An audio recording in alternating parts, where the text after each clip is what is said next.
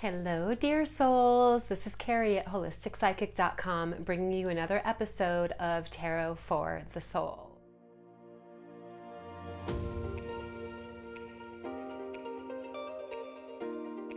This week we're going to take a look at the 11/11 gateway activation happening and the new moon happening this week, and I'm using a tarot spread that is brought to me by my dear friend Melissa, who shared the spread with me this morning, and I felt like it was perfect timing for us to use it for our Tarot for the Soul session this week. This is called an elemental spread. It's a 5-card spread that takes a look at utilizing the elements. And so, of course, as usual, this reading is for the collective. So it pertains to all of us, and we're all going to be having our own unique experience with whatever the messages are that are coming through. Okay, so before we get into the cards, I want to talk a little bit about the 11/11 gateway activation that's happening this week and the new moon, and then we'll get into the cards. So with the 11/11 gateway activation happening this week, it felt like a really good time to talk about what 11/11 means. So in numerology, any double digit is considered to be a master number in and of itself. And when you see double digits in metaphysics, it's considered to be like an angel number, or we can also look at it as a sign, a synchronistic signpost from the universe. Typically what I do when I see angel numbers come up, which can be 11/11, 22/22, 3333, 4444, and so on. What I do when I see it, whether it's on a clock or on a price tag or some other random way of me seeing an angel number, what I do is I pause and I ask, what was I thinking about in the moment that I just saw this? And then the message is specifically about that. Now, with the 11/11 specifically, in numerology, the ones are about activating fresh energy. It's initiation, rebirth, renewal, new beginnings. So 11/11 is a synchronistic sign that we are in alignment with some form of new endeavor or activating a new energy. Now, typically people work with this in the way of like when you're moving about life and you synchronistically see these numbers. However, there's other ways that we can work with this. For instance, this week we have the 11th day of the 11th month, November 11th. So we can utilize the energy of 11/11, which inspires new beginnings, gateways into new experiences, new opportunities, in a way where we're consciously taking time to tap into ourselves and asking ourselves, what am I feeling guided to initiate or activate in my life? Whether it's an energy, a dream, a goal, and we can harness the 11/11 energy on November 11th as a conscious activation around whatever our intentions are. And so as we're moving forward into the tarot reading for today, let's keep that in mind. So we're looking at things for the collective, specifically in regard to how are we feeling compelled to activate, energize, initiate, or shift into some type of fresh energy. Also, we have the new moon in Scorpio happening this coming Saturday, which is November 14th. And of course, new moons are always the best time of each lunar month to set new intentions. So let's talk about that for a moment. So in the now, in the time of me recording this video, which is November 10th, we're still in the last few days of the waning moon. The energy is dissipating still from the most recent full moon that we had a few weeks ago. So in the now, the energy is more about releasing, discharging energies that were connected to the full moon energy. So this next few days, with the 11/11 coming up and the new moon coming later this week, in this window of the next few days, the best use of the energy is about just inwardly tapping in, having realizations from your heart, your soul, your spirit, your mind, your energy body around what you would like to set in motion, beginning with the new moon. So this next few days is not necessarily the time to be taking action, but it is the time to get really clear and to really dedicate yourself to whatever your intentions are around new beginnings. Having said that, let's go ahead and take a look at the cards. Today I'm using the Universal Rider-Waite Tarot deck. And let me just take a moment here to tap in as I'm intending to gain insights for the collective using the Elemental Guidance Tarot spread. Okay. So I'm selecting the cards here.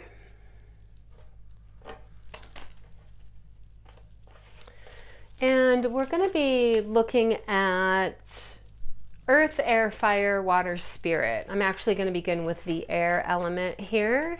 And with the air element, we're going to be taking a look at what is the best alignment or focus of my attention. And so again, this is for the collective. Collectively this week, what is the best alignment or focus of our attention? And this is the one that wants to come out here. Okay, it's a sword card, so this is really aligned with that air element. It's the Five of Swords showing up reversed. When I'm seeing this card show up reversed, this feels to be a message around keeping our focus and our attention in the direction of whatever our individual aims are at this time, and not allowing that focus to become convoluted by energies happening around us. It's like maintaining a sphere of energized focus in the direction of your intentions and keeping your attention on your intentions without distractions. So let's take a look at how this might be significant in regard to what's going on collectively in the world. We just had the election, and you know, the dust is kind of settling along those lines. People are very opinionated right now, and it could be easy to feel a little bit tugged in a lot of different directions, but we want to be aware of that tendency and not fall into the distraction of that. This is a really good week to exercise or practice mastering your energy field in regard to what you are deliberately, purposely choosing to focus your attention on, and not allowing that attention to be sidetracked or distracted by anything going on around you that might feel like chaotic energy. Let's go ahead and continue with the spread and see what else wants to shape up around that. So the next card that I'm going to select is relating to the fire element. We're going to take a look at what goals and dreams are we collectively being inspired to align with right now. So let's take a look and see what wants to come through here. Goals and dreams.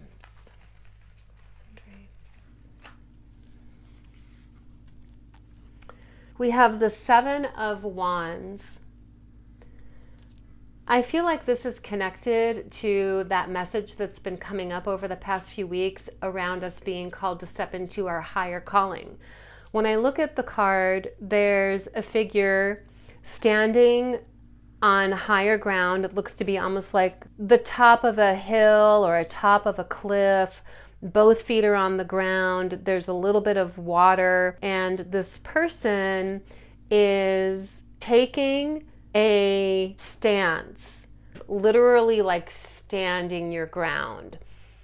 Now, when we look at the Suit of Wands, the Suit of Wands does relate to the fire element in and of itself, and the Suit of Wands is a lot about life path.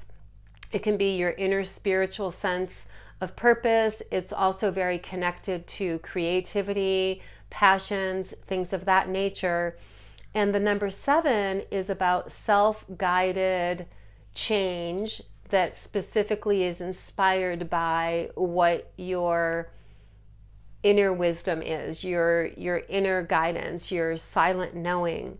So as we're looking at this as the energy that's giving us some insight as to the collective goals and dreams to align with right now, each individual person is very much on a journey of rising into your higher calling. And right now, we all want to collectively and then respectively, individually, be on the journey of really holding that space for ourselves. So that might look like gaining even more clarity around what this sense or feeling of higher calling is for you. Certainly this 5 of Swords reversed that came up in the message around what we're focusing on and keeping our focus really sort of focused forward and not distracted. Aligning these messages with this new moon energy that's coming up, to me it feels like, okay, this is the sort of final clarification energy that we have the ability to access, to leverage as sort of a catapult or a catalyst in us actually taking the steps onto that higher path or being on that journey. So what's your higher path? What are you feeling called to shift into? Let me know in the comments. This is like, we want to really cultivate a firm sense of conviction, a firm sense of certainty around our commitment to our higher calling. But here's another thing I can add. If we can really tap into within ourselves individually what feels to be the inner sense of purpose driving me forward, and asking yourself, how is the energy that I'm being driven forward by in my soul, how can I also utilize that to support the expansion of consciousness collectively right now?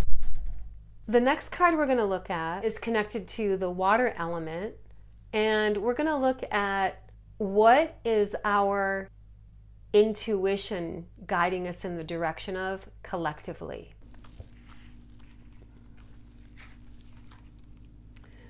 And it's the Temperance card reversed.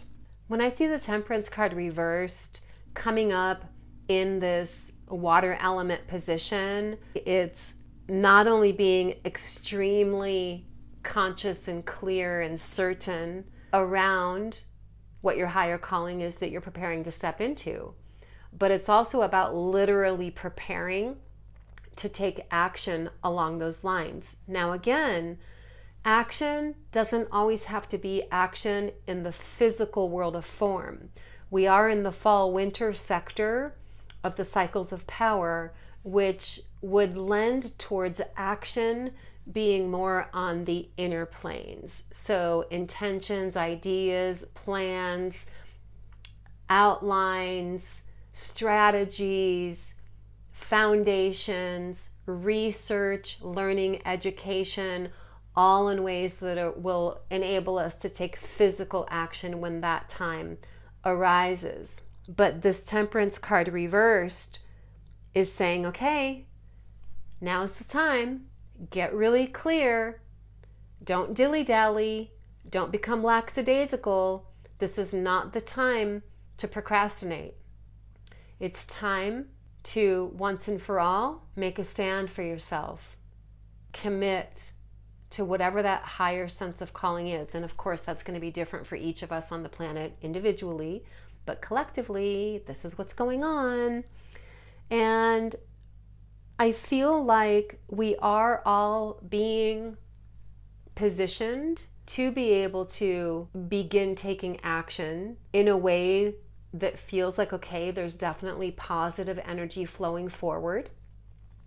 We do have Mercury direct finally, so that's definitely going to help a little bit of a sense of forward movement in the idea level or the planning level, the intention level, the focus level. My sense, and a part of this is due to what's going on astrologically, but even above and beyond that, just energetically speaking, it feels like it's really going to be like late January into like mid-February is when we're feeling like we can actually be achieving concrete steps forward in regard to our path in the physical realm.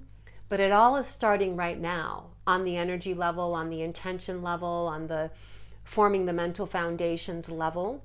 So now is the time to take action along those lines. Now we're going to be looking into whatever messages are coming through the earth element. How do we need to root, anchor, or ground ourselves right now? And it's the Empress card showing up reversed. The Empress card is all about self-care, self-nurturing, self-nourishing.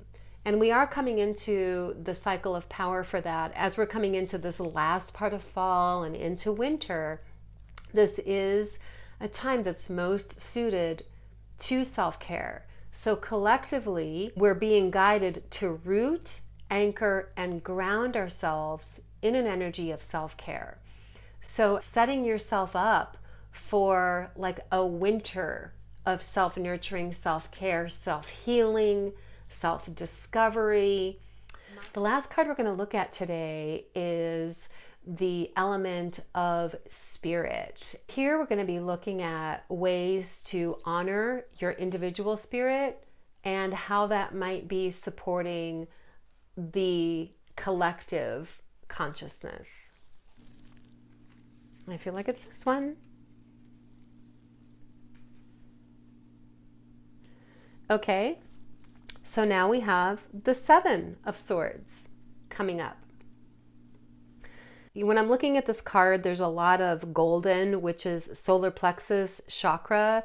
The swords, of course, are mental energy. And as this is relating to how we can nourish our spirit, the Seven of Swords can be a lot about learning, acquiring knowledge, and preserving knowledge. This is a really good time to feed your spirit with knowledge.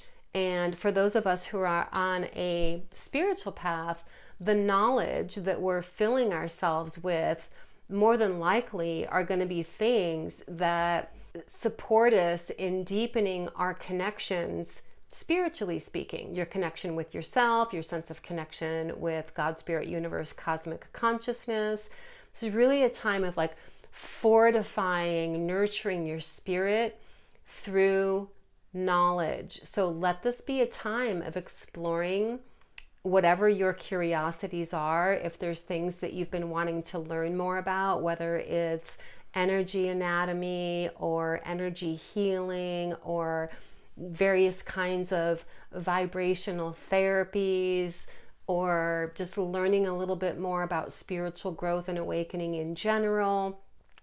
This is what we're being guided to explore, especially this week. But as you guys know, the themes that are coming up week to week actually sort of stream and thread together to form sort of like a sequence of like a bigger picture or longer term themes that are unfolding as we're moving through these different cycles of power that we have access to throughout the year. But I invite you to explore like where you're at with yourself within these greater themes that have been playing out over the past month or so. What I'm noticing is the theme about stepping into your higher calling. So first it's like, oh, being aware of the fact that we can access that, and then wondering about that. And now here we are, we're being guided to commit to whatever awarenesses we have around our higher calling and do the foundational preparation work on the inner planes so that we can leap into action with them on the physical level as we're coming into the new year energies. And lastly, somewhere down the road, I got these cards that are called soul clarity cards. And I like to work with them now and then just as like one message, like what does my soul want me to know? So I'm going to pick one card from this teeny little deck here. What do our souls want us to know, collectively speaking? And here we go. Awesome. Empower yourself. So the card says empower yourself. What can you do right now to take back your life and make it your own? It's perfectly aligned with everything that just came through today. It's a really good summary. Collectively, we're all being guided to be on that journey of self-awakening, self-empowerment.